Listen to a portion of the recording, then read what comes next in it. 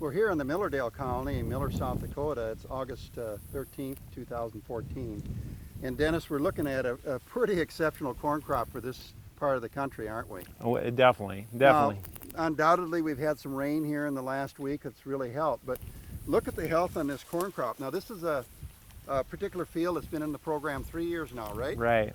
And you can see that it's healthy from top to bottom. In fact, if you look back in here, green all the way top to bottom across the whole field. We'll show you in a little bit what's just across the road in a more typical program out here. But Dennis, what has been done in this field over the last 3 years? What kind of program have we been using? We've been using the NPF, and again, that's the natural plant food.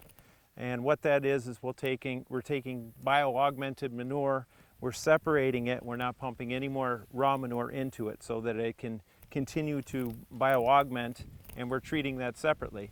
And then that material, you want it to be 6 microsiemens or less, and you take that material and you use it for your starter fertilizer, your foliars, and anytime you spray, you use it as your carrier.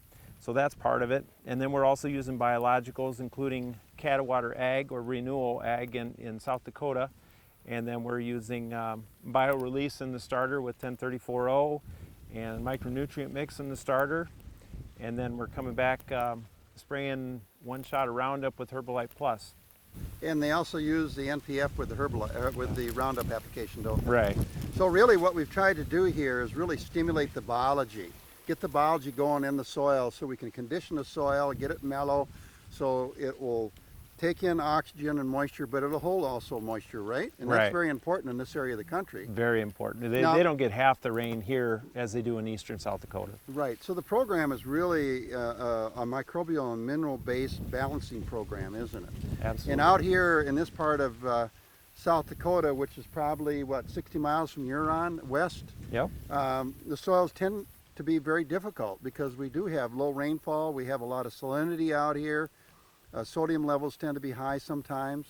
And so by getting the biology going and getting the mineral balance going, we're really able to produce crops like this. Now, typically in this part of South Dakota, what is the average yield on corn? They shoot for about 100 bushel corn. They're pretty happy for an overall yield of 100 bushel. And what have we been seeing here the last couple of years in the program? We've seen anywhere, 140, 150 bushel corn. So we've seen substantial improvement. Yep. But it's not only that, really it's sustainability because we got better soil health. So you're going to have less input over time. You're going to and this residue being healthy like it is, and of course what we want at harvest time, if we can get it, is a dry ear, heavy test weight, and we want a green stalk, so that it'll turn over and be brought down in the soil by the fungi and bacteria, right? Right. And we can constantly improve the soil. So it's kind of every year we want this thing to get better, don't we? Absolutely. To give you an idea how good of our biology is going in the soil, last year we had a hailstorm that came through and wiped out 70% of the corn, and that was June 21st, I believe, and they had everything replanted by July 1st, and they still got a corn crop, which is phenomenal to me because you shouldn't have had enough time. Yeah, I believe he said it still went in 90 bushel. 90 bushel? That's unbelievable. It is. It's unbelievable. But you know what really impresses me about this crop right here is the health of the crop. I mean, it's green from top to bottom. And you know, when you look at these stalks, you can see some of the white imprint right here, which is indication of plenty of nitrogen. Right. And so we got good nitrogen here, and that's part of it too. Absolutely. When you have a healthy soil, you have natural nitrogen fixers that'll fix nitrogen out of the air for the plant, don't we? Right. And on soybeans, we call it nodulation with the rhizobium bacteria, but in all soils that are healthy, you have free-living nitrogen fixers, and obviously that's going on right here. So again, this is going to be a crop, and I know you pulled an ear here. What kind of count do we have on that ear? We had 18 round and 37 long. So that's in the population we got out here. They could be in that 150 bushel range very easily, couldn't they? Easily, yeah. And you know, with the rainfall we've gotten, it's going to push us pretty well through August out here, I think. So if we can get another 2 shots of rain, we're going to be setting really good. Right.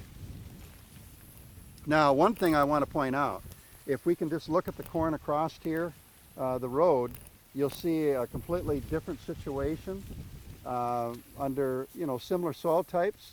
You notice the corn over there is not as uniform. It's not as green.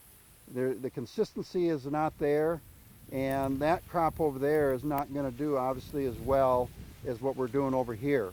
Obviously, we're missing some nitrogen, maybe some sulfur over there. It's kind of yellow in appearance.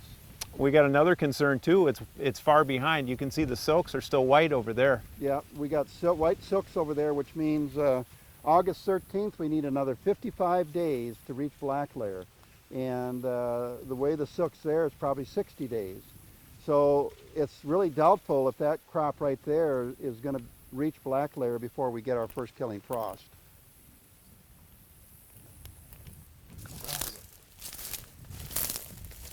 Now, we're just walked across the road. That's all we did here. And you can see we're looking at a completely different corn crop. When you look at the overall health and stature of the crop, the uniformity. And Dennis, what else are we seeing? Well, I'm seeing a little bit of Goss's wilt. And Goss's wilt is showing up in here because the corn is under stress. Goss's wilt is identified by the stripes in the leaves and necrosis, kind of a pinkish color, black speckles on the leaf. And Dennis, as you look in there, again, our concern is the maturity of the corn at this point in the year. This corn's going to struggle to make black layer, isn't it? It is. You can see white silks here, so it needs some time. It definitely does. And you can see the consistency isn't not there. It's definitely a lighter green in color. You look at the bottom leaves here, and they've got the Goss's wilt and browning. It's struggling a little bit.